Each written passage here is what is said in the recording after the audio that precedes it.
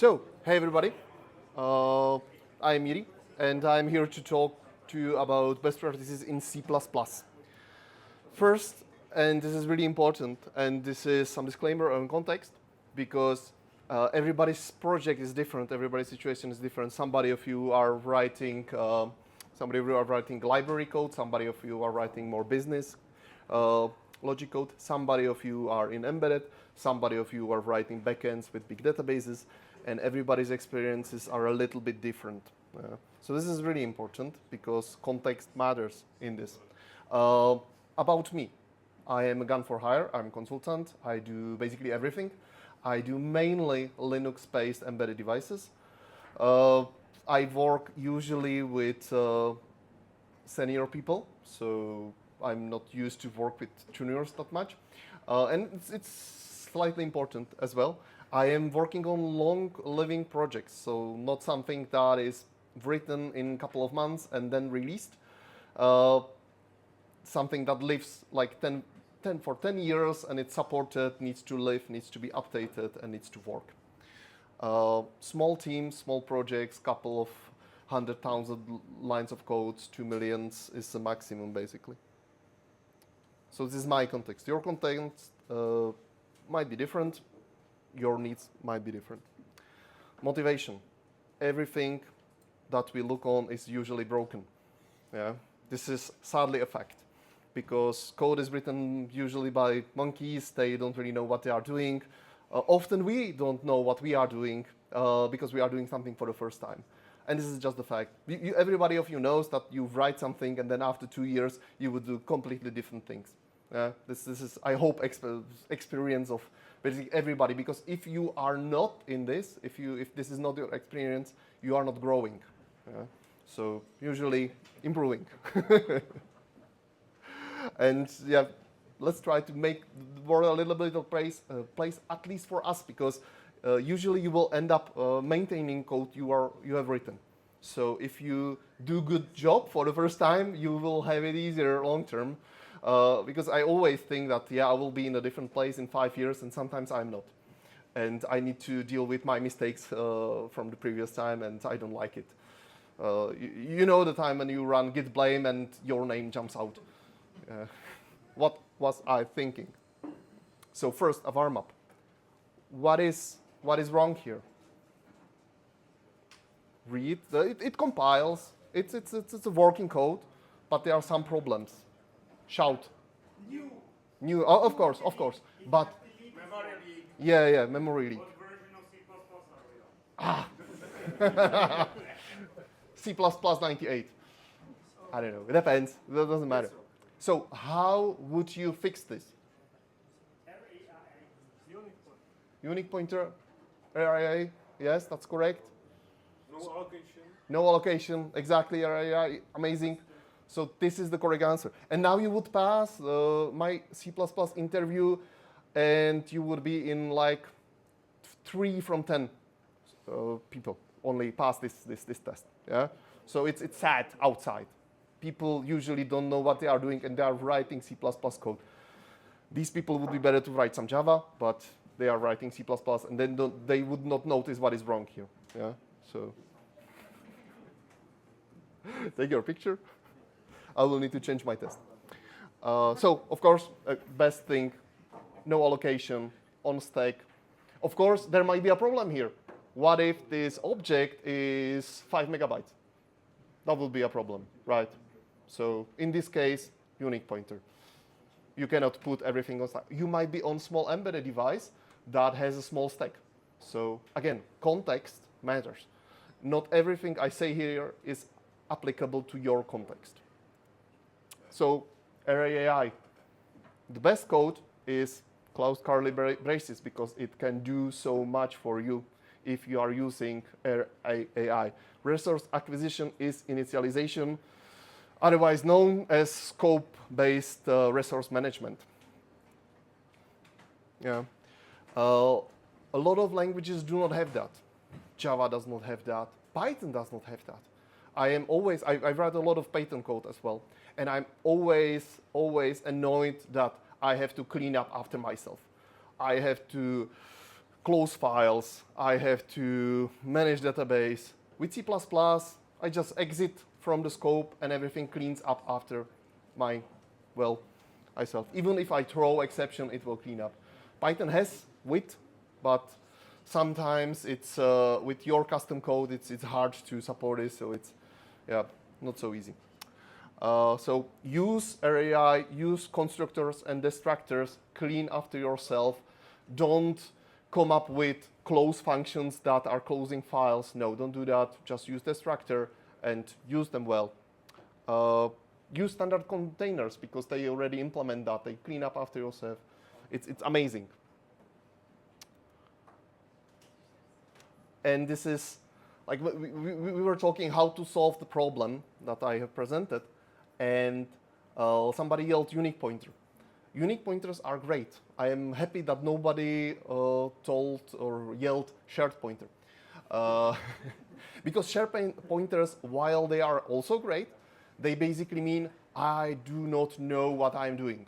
They mean I do not know who the owner is.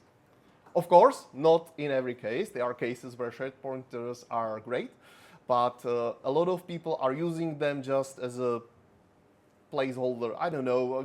I would just put a shared pointer here, make shared, and it will work.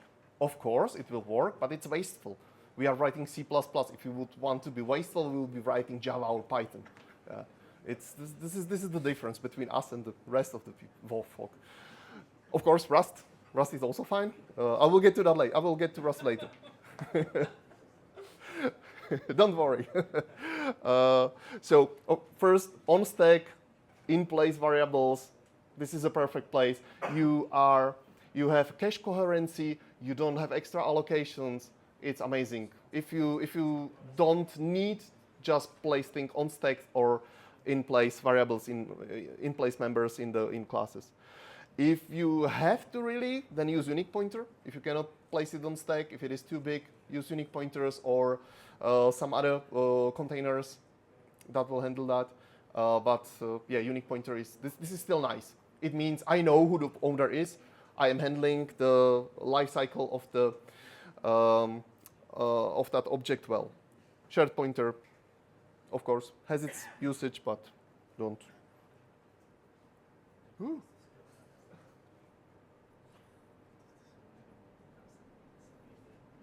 Integers. This is fun. C++ has a lot of different integers. There is a lot of rules, a lot of conversion rules, a lot of pitfalls to fall into. What to do with it? I just use int most of the time. It's like, can I count it? Yes. So int. Is the number too big? Then okay, I will use long. But otherwise, I'm using int because normally I'm counting with normal numbers, and int is enough. I don't have to think about conversions. I don't need to do 8 bytes, so maximum 255 or 128. I don't have to deal with signed, unsigned. I'm always using int.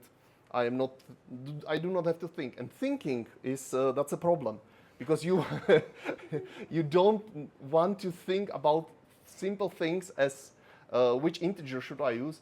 You want to think how to solve your problem. You want to think, I have this business case here, I need to solve it, how to solve it efficiently, how to solve it well. And using int16 instead of int will usually not help you. Yeah. Sometimes it will, of course. Maybe you are bandwidth constrained, you are writing some custom protocol for communication, then of course use whatever you need, but in normal code, just use int. Sadly, C++, when you are dealing with standard containers, you have a function size that will tell you how many elements is in a container, like in a vector, and that function returns you unsigned number, which ends up in warnings, which is annoying. And nobody likes warning. Nobody should have these warnings in their code. So, but there is a freestanding function, std size, that will convert that to signed number for you, and warning will magically disappear. But this is only freestanding function, so you cannot do vec.size yet. Maybe at some point in the future it will come, but right now you cannot. So you have to use this size freestanding function, which is actually maybe one day Bjarne will get his freestanding function promotion into member function basically in, and you will be able to write .size and it will automatically work even if the function is freestanding, but that is not the case yet. Row pointers. I mean, everybody likes row pointers, of course. We are C++ developers, that's what we do. But please don't use them unless you really have to, unless you are writing some low-level code in your normal business logic.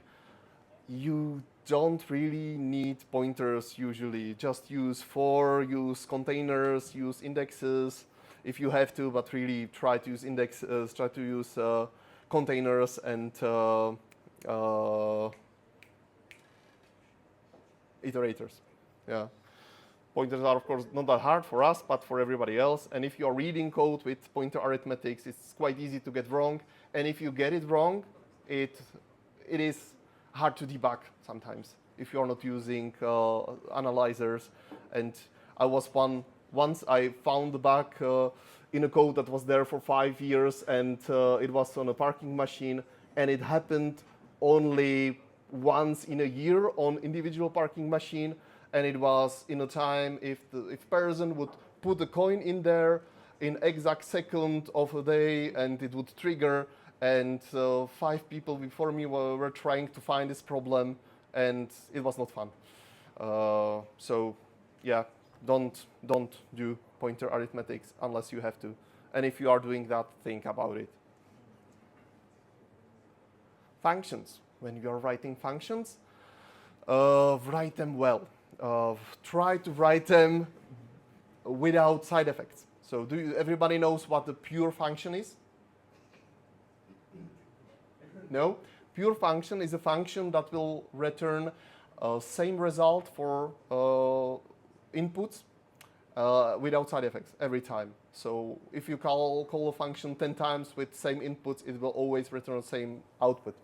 And ideally, of course, it's not always possible, but ideally you want to write your functions in that way, that they always return the same, because that means when you are debugging something, if you are reading the code, you see what is going inside to the function and what is going outside. The function is not touching anything else in your code. It is not calling some singleton get. It is not touching global variables. It is just doing what you see. So it's not touching anything else, and it's beautiful, because then it's much easier to reason about the code. And this is quite important.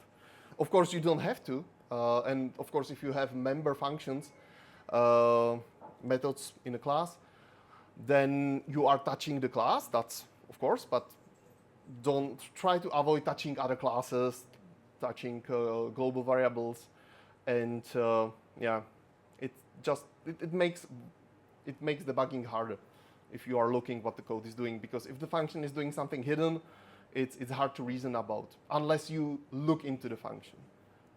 So an example here, you have a compute price bed function that takes some global variable, adds something to it. You have no basically arguments, no return. And then you have a good example when you have a return value, you have some input values. And if you see a void function running in the code, you assume that, you cannot really assume what it is doing. If you see that the function does something, takes some variables, adds something, it's much more readable this way. So prefer pure functions. It's not always possible to do so, but prefer them because it's also much easier to unit test. Because if you have a function that takes arguments, returns value, and does not touch anything else, it's trivial to write unit test for it. And this is important because we all want to have code that works, and you need to verify that it works, and for that unit tests are great. But I will get to unit tests later as well. C++ and functions and parameters going in and out, it's not as easy as in other languages, because we have many ways how to go, how to do in and out variables. So we have our normal produce x function that returns x. We can, of course, return vector of x if you want multiple things. Of course, if you are on older compilers, pre-C++ 11, it might not work as well if you are returning big objects, because you might not get some optimizations. So you would have to use in and out passing. If you want to return multiple values from a function, you would normally write a new class or a new structure, and you would return it as a structure. From C++ 17, I think, you can use this nice syntax with std pair, and it will just uncock the variables for you. It would store it in the name and the last name. So this is nice if you don't want to write a new structure, new class for your code. So it's called structured binding. In and out variables. Sometimes you want to modify a variable that is being passed to your function. And you are passing by reference here. Of course, you can pass by pointer, but we don't use pointers here. In this case, try to think about how you are naming your function, because you want to somehow you want to transfer the intent. Because although it would be mostly you dealing with your mistakes, sometimes you leave and the other person will come in and he will have to deal with your mess. And you want to make it easier for him. He might be a violent psychopath, and somebody might tell him where you live. So be nice and try to name your functions properly, and try to name them and tell a story with your name. So what the function will do, and try to also say with that it will modify the object that you are passing in, because this is not always obvious. If you are just reading the code and you are reading a function call, you don't know in C++ whether you are calling const the ref function or ref function. Yeah, if the argument is passed as a const reference. So try to name it well. In variables, this is also fun. In C++, we have a couple of ways how to pass variables inside. And for simple elements, you just use pass by value. So you just integers, your small objects, you will just pass it there by value. You don't have to think about some const or whatever. You pass it by value. This basically means that the function gets a copy of your variable. So they will be not able to change variable from the color space. They will get a copy. They can do what they want with it. Beware that passing derived class. So if I would be passing class that is derived from vector 2f into the function, only copy constructor of the base class is called. This is not obvious to people usually. That is another thing from my test for people who are joining. And this is just for fun, just to have something to talk about, because 90% of people do not know that. So if I would have vector 2ff that has a base class as a vector 2f, only vector 2f copy constructor is called. So this is really, it's not obvious, but when you think about that, it makes sense, because you have it on the stack, and only you cannot put derived class, which might be bigger, into a place for base class. So not easy. Of course, if you are passing something that is bigger, you don't want to copy it. And if this is only an in parameter that you will not be touching, you don't want to pass it by reference. So you pass it by const reference, and this way you are clearly communicating what is your intention. I will not touch your lion or a string. I will just look at it. Yeah, so this is again important. It also, the compiler prevents you from doing ugly things to that variable. So if you write your classes correctly, it will also do that for your classes, of course.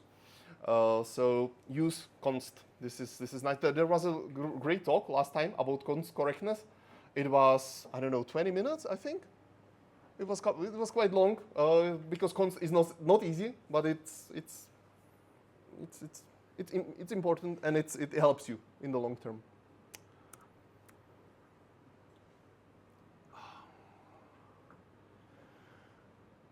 So, of course, you might be passing some complex functions, and you are also telling an intention with that. I want to get a copy.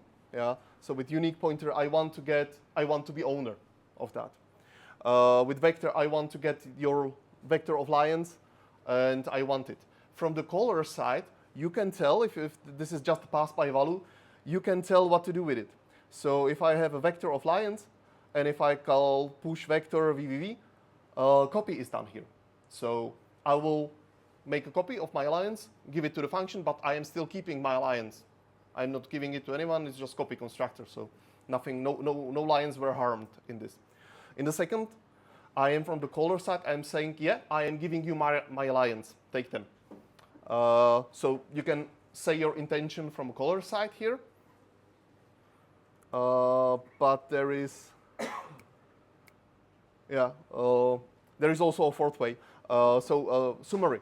So when you have pass by value, it's I will take a local copy of your lion, you can keep yours. If I do reference, it's I will take and modify your lion, but you are still owner of it, and after I am done, you can do whatever you want with it. Constref lion, it is I will not harm your lion, I just want to take a look. And fourth case, if you use error value, pass by error value, it is basically you telling on your API level, this is a nice lion, I will take it, give it to me. Yeah, so if you want to call this function, you have to call std move lion and pass it in. So with this is four ways how to get something in the four main ways how to get something in the function, and every one of them is communicating different intent from a caller, from a library writer. Const correctness, isotrump. I believe everybody likes isotrump. The account is already dead on Twitter, but it had some good points, but not this one. I think const correctness is important, and it's really hard to add later. So if you start writing your code and you don't care about const correctness, you have 20,000 lines of code, 100,000 lines, and then you decide to add const correctness, then you are in a big adventure. So it will take a long time, it will be painful, and your code will not compile for months. So don't do that. If you are serious about that code, if it is a production code, start with const correctness, and otherwise it will just hurt. Readability, as I said, readability is important. You never know who the next person is, might be really a violent guy.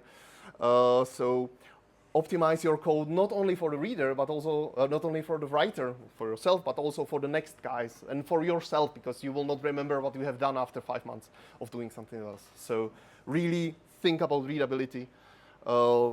Express yourself in a nice way, write code in a nice way. It will be helpful for you and for other people.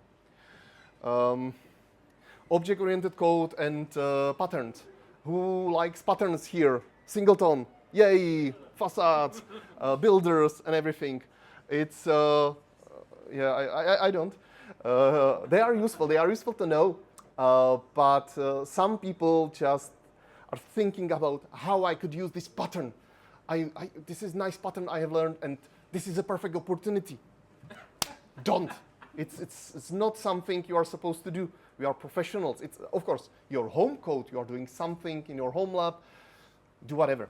But you are paid to do something by companies usually. They pay you quite well. I hope they do. Unless you will be replaced by AI or people in India or Bangladesh or whatever. But you are relatively well paid, and you should act accordingly. So if you are using patterns, use them for a reason. And that reason should not be, I want to try a new pattern. Search for enterprise FizzBuzz on GitHub. You know FizzBuzz test. Who knows FizzBuzz test? Ah, nice, nice. It's a nice test that you have to write a couple of numbers. It's like a small for with a couple of ifs. And in this repo, it's like 50 files of enterprise Java that is doing the same thing. Yeah. And you are laughing, but I saw similar things happening with real code. Like people would would have to write something like one function that returns bool and writes a text. So one string as an input and bool as an output. And it was 5 classes, builders, and everything. Why? Why? For future reuse, yeah. No. Embrace simplicity. Embrace simplicity. So if this is a perfect opportunity to test something, no, don't do that. Learn to take pride in simplicity. Wrong abstractions. It's when you are at the beginning of your career, you want to really show what you can do. If you're later a little bit in your career, you just want to get something that works out of yourself. And that's, I think, good. Because to produce simple code is nice. Really learn to embrace simplicity, learn to embrace good programming practices. Sufficiently advanced abstraction are indistinguishable from obfuscation. This is a fact. Don't abstract prematurely, abstract when you have to. If your layer is just passing data around, you don't need that layer. Because when you need to change it, you have to change it on 5 places. You don't want that. Repetition. Repetition is sometimes fine. Don't be a zealot. Sometimes it's better to have same thing in 2 places instead of writing wrong abstraction that will bite you later. So, because reusability is hard to do correctly. So sometimes it's fine. If you use it 2 times, maybe 3 times, it's still fine. When you use something 10 times, then think about abstraction. Dependencies. That's the Rust moment. I think that hard to add dependencies of C++ is a feature. Because with C++ you have to think, am I adding that library? It will be painful. So many CMake code I have to write. I don't want to do that. That is a feature. That is not a problem. Because in Rust, this is a simple application. I had to rotate it to put it on the slide. Yeah, this is rotated 90 degrees. And there is like 400 dependencies there for a simple application with just the web server and some EXIF handling and SQLite database. It's crazy. I mean, who wrote JavaScript? Some JavaScript application, React or whatever. Have you ever tried to go back to your application after 5 years? It will not compile. It's broken. You will have to get a Docker image from Ubuntu 16.04 to get it running. And the repositories will be down, so you are screwed. So it's like dependencies are bad. That's bad practice. Of course, if your main thing is a UI, if this is the main feature of your application, then it makes sense. But if there is only one person job in your team to write front end, then you maybe want to have like static JavaScript libraries without Node.js, maybe. Testing, unit tests. Do I have still a few minutes? I have a few minutes. You were waving. Unit tests, they are great. They are amazing, but there is a thing like too much unit testing. Some people have classes that are really complex, a lot of side effects in their functions, and they need a lot of mocks. And if you have unit tests that need a lot of mocks, you are not really testing your code, you are testing your mocks. And I don't know if your employer wants to pay you for writing mocks and testing your mocks. I would not. So sometimes unit tests should be shifted a little bit to the low level and test the higher functions on integration test level where they are using APIs as the customer would do. Also, too many tests will cement your code. So you cannot do changes fast enough then, because you need to change a lot of your code, a lot of tests then. So it's a trade-off. It depends. Of course, if you are writing something that will fly into the space, you might want to write a lot of unit tests for that. But if you are writing some web page that will not harm anyone, then write some, but not too many. Last slide. Of course, temporary solutions. You might think this is true. As I said, it sometimes is not. You might think you will be in a different place, but sometimes you will be not, and you will have to deal with that. This is a case when you are creating certificates. I created certificates with validity of 10 years, and it will be here soon.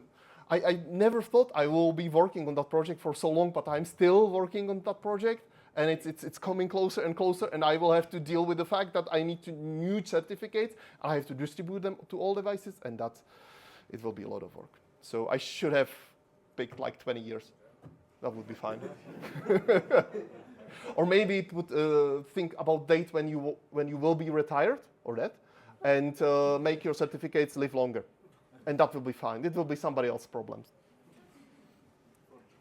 And that's my 30 minutes.